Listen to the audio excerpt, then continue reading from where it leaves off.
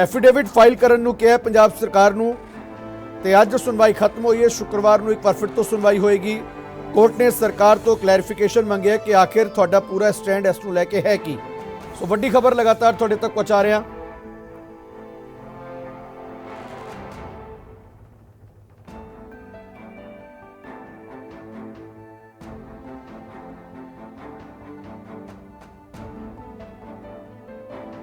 So school ਫੀਸਾਂ ਨੂੰ ਲੈ ਕੇ ਰੇੜਕਾ ਲਗਾਤਾਰ ਬਰਕਰਾਰ ਹੈ। ਪੰਜਾਬ ਹਰਿਆਣਾ ਹਾਈ ਕੋਰਟ ਦੇ ਵਿੱਚ ਅੱਜ ਵੀ ਸੁਣਵਾਈ ਹੋਈ ਹੈ। ਅੱਜ ਕਈ ਗੱਲਾਂ ਨਿਕਲ ਕੇ ਸਾਹਮਣੇ ਆਈਆਂ। पेरेंट्स ਦੇ ਵਕੀਲਾਂ ਵੱਲੋਂ ਆਪਣੇ ਪੱਖ ਰੱਖੇ ਗਏ, ਪ੍ਰਾਈਵੇਟ ਸਕੂਲਾਂ ਨੇ ਆਪਣੇ ਪੱਖ ਰੱਖੇ ਨੇ।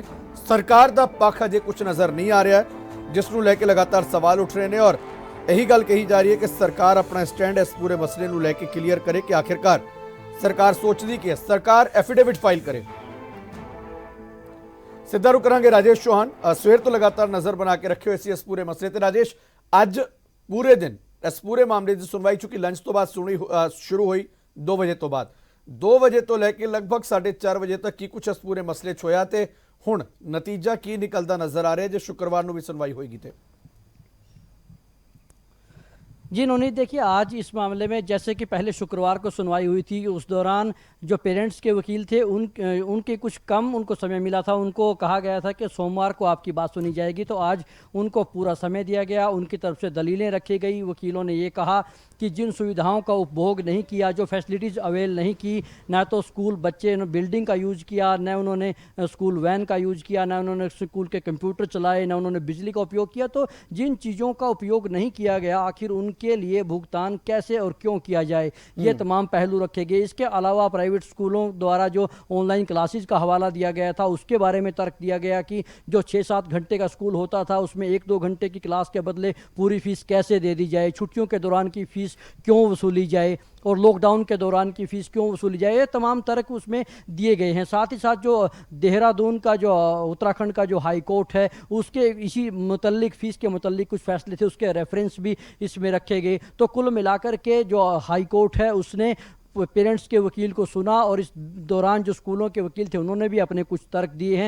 लेकिन कुल मिलाकर के अब हाई कोर्ट ने ये कहा है कि जो सरकार है वो भी अपना रुख स्पष्ट करे कि आखिर कितनी फ़ीस हो, क्यों हो, कितनी हो, कितने समय में हो, तमाम जो चीज़ें हैं इसको लेकर सरकार अपना रुख स्पष्ट करे। और सरकार से एक एफिडेविट फाइल करने को कहा गया। अब सरकार एक एफिडेविट फाइल करके अपना रुख स्पष्ट करेगी और उसके बाद शुक्रवार को अदालत इस मामले पर एक बार फिर सुनेगी। चरणपाल सिंह बागड़ी साहब साडे नाल जुड़ चुके हैं जो लगातार इस पूरे मसले ते पेरेंट्स की पैरवी कर रहे हैं।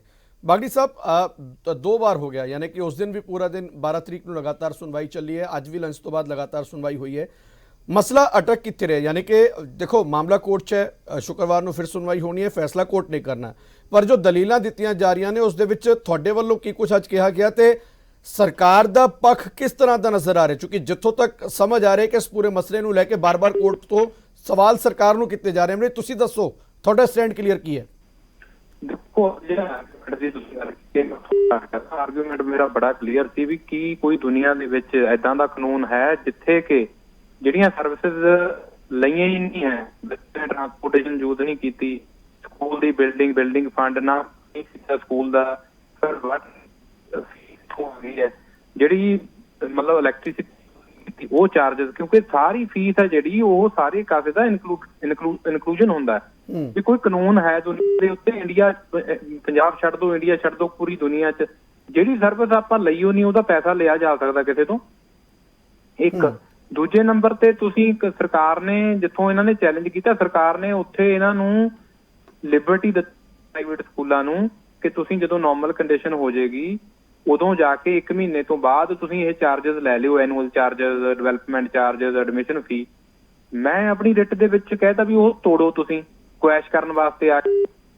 फिर उधर दोहे क्वेश्चन रेज हो गए तो कोर्ट ने सरकार तो पूछा भी तुसीं जिहड़ा तुहाडा ऑर्डर है इत्थे क्लीयर करो भी तुसीं ये डैफर कीते सी चार्जेस जां तुसीं ये वेव ऑफ कीते सी।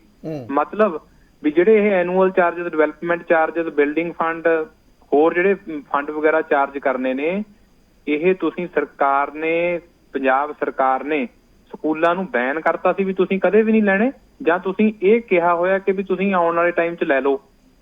ਇਹਦੇ ਵਾਸਤੇ ਜਿਹੜਾ ਐਡੀਸ਼ਨਲ ਐਫੀਡੇਵਿਟ ਫਾਈਲ ਕਰਨ ਲਈ ਕਿਹਾ ਗਿਆ ਪੰਜਾਬ ਸਰਕਾਰ ਨੂੰ ਫਰਾਈਡੇ ਲਈ, ਕੱਲ ਨੂੰ ਰਿਟਨ ਆਰਗੂਮੈਂਟ ਜੇ ਕਿਸੇ ਨੇ ਦੇਣੇ ਆ ਉਹ ਫਾਈਲ ਕਰਨ ਲਈ ਕਿਹਾ।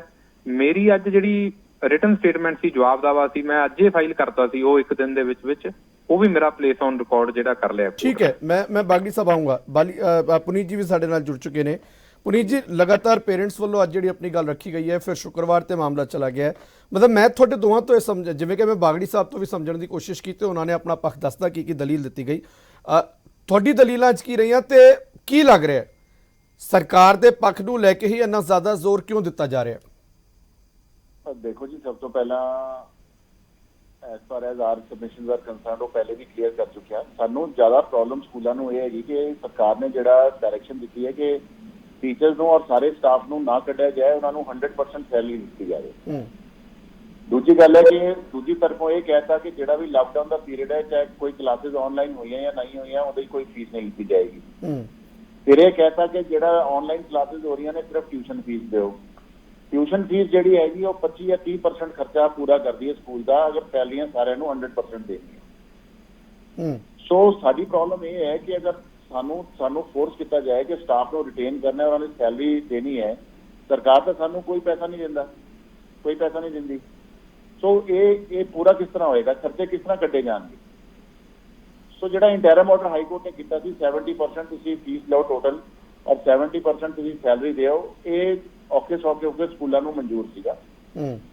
दूजी गल ये भी साडी तरफों बड़े कैटेगरिकली कही गई है कि अगर कोई पेरेंट साडे कोल आंदा और सबूत दिखाता है कि वाकई वो नौकरी चली गई है या उन्होंने कोई फाइनैशियल हार्डशिप हैगी या वो किसी तरीके नाल फीस नहीं दे सकता, तो उसकी फीस डेफर भी की जा सकती है, वेव भी की जा सकती है, डिस्काउंट भी किया जा सकता है। ठीक है, इस करके ये नहीं तुसीं कह सकते कि ब्लाइंड ऑर्डर नाल सारे स्कूल कवर हो जान, जिन्हां दा कोई स्टेटस, कोई बड़े स्कूल ने, कोई छोटे ने, किरानों कोई फाइनेंशियल प्रॉब्लम है, because government does not pay even a single penny to these schools. So ultimately इस मसले की होएगा, देखो ये किसी वकील ने कहना बड़ा मुश्किल होता है, ये हमेशा कोर्ट का इख्तियार होता है कि फैसला की करेगी कोर्ट। बट खुशी इस गल दी है कि कोर्ट पेरेंट्स की तरफों और अपना स्कूलों की तरफों दोनों की तरफों अवेयर हैगी कि दोनों की प्रॉब्लम की हैगी, और कोर्ट ने सरकार को भी पूछा कि सरकार की ड्यूटी की बनती है। क्या सरकार का फर्ज नहीं बनता सीगा कि जिहड़े गरीब बच्चों के माँ बाप हैगे ने उन्होंने कोई फाइनैशियल हेल्प दे, या सरकार का यह फर्ज नहीं बनता सी कि स्कूलों को टीचर की सैलरी का कुछ पार्ट दे ताकि स्कूलों को प्रॉब्लम ना होए। सो ये मसला सोशल भी है, लीगल भी है। होपफुली जिहड़ा भी फैसला आएगा, we are very confident that the court will balance all equities and give a very sound judgment. ठीक है, बागड़ी साहब ते पुनीत जी दोवां दा धन्नवाद जुड़न दे लई। पर देखो मसला होई है कि अज सुनवाई हुई है, पर सुनवाई दे विच अज भी पूरा दिन यही गल्लां निकल के सामने आई हैं कि विचकारला राह की राजेश लगातार ने राजेश अखीर च मैं कुछ ही समझनी चाहूँगा कि शायद हुण सरकार अपना एफिडेविट फाइल करे या जिन्हों कोई ऑब्जैक्शन है वो कल अपना दाखिल करे, जिस तो बाद शुक्रवार नूं सुनवाई। पर अल्टीमेटली पंजाब दे लोग यह जानना चाहते हैं कि राहत मिलेगी या नहीं, उस नूं लेके किस तरह के तर्क ने? देखिए, जिस तरह से प्राइवेट स्कूल हैं उन्होंने अपनी जो मजबूरियां हैं, अपनी जो दायरे हैं, व्यवस्थाएं हैं वो गिना दी हैं। जो पेरेंट्स हैं उन्होंने भी अपनी मजबूरियां हैं, अपने जो हालात हैं इस वक्त कोरोना के कारण बने हुए हैं, उनके वकील ने वो चीज़ें सामने रख दी हैं। अब सरकार जो है वो दोनों के बीच में किस तरह से दोनों के ऊपर बोझ ना पड़े और क्या चीज़ें ठीक हो सकती हैं उस तरह का एक सुझाव देगी, और इन तीनों पक्षों के ऊपर गौर करके अदालत अपना फैसला सुनाएगी। अब देखना ये होगा कि शुक्रवार को आखिर अदालत किस नतीजे पर पहुँचती है और किसको कितनी राहत मिलती है, ये शुक्रवार को ही फाइनल हो पाएगा। ठीक है, धन्यवाद राजेश इस तमाम जानकारी दे लई। सो बिल्कुल शुक्रवार नूं तय हो पाएगा कि आखिरकार किनू हल किनू जिहड़ी है वो मुश्किलां दा सामना करना पेगा और किनू राहत मिलती नजर आएगी। अगे वधदे हां, विदेश तो एक मदद की गुहार लाई गई है। खबर मोगा तो है, दरअसल मोगा तो भी और विदेश तो भी है, क्योंकि विदेश मोगा का एक परिवार जिहड़ा फसिया होया और मलेशिया च फसे इस परिवार ने गुहार लगाई है, वीडियो वायरल करके मदद मंगी है। सो विदेश तो मदद की गुहार जिहड़ी सामने आई है। मोगा का एक परिवार जिहड़ा कि मलेशिया दे विच फसिया होया है, उस वल्लों यह मदद मंगी गई है। सो विदेश च फसे परिवार, मलेशिया च फसे परिवार ने एक गुहार लगाई है वीडियो वायरल करके कि भुखे प्यासे रहन लई असीं इत्थे मजबूर हां ते मोगा दे विच साडी एक मासूम बच्ची रिश्तेदारां कोल रह रही है, उत्थे मजबूर है रहन लई, सानू जल्द तो जल्द वापस इंडिया बुलाया जाए, सरकार मदद करे। सो ਪਰਿਵਾਰ ਹੈ ਜਿਹੜਾ ਮਲੇਸ਼ੀਆ ਦੇ ਵਿੱਚ ਫਸਿਆ ਹੋਇਆ, ਮੋਗਾ ਦਾ ਰਹਿਣ ਵਾਲਾ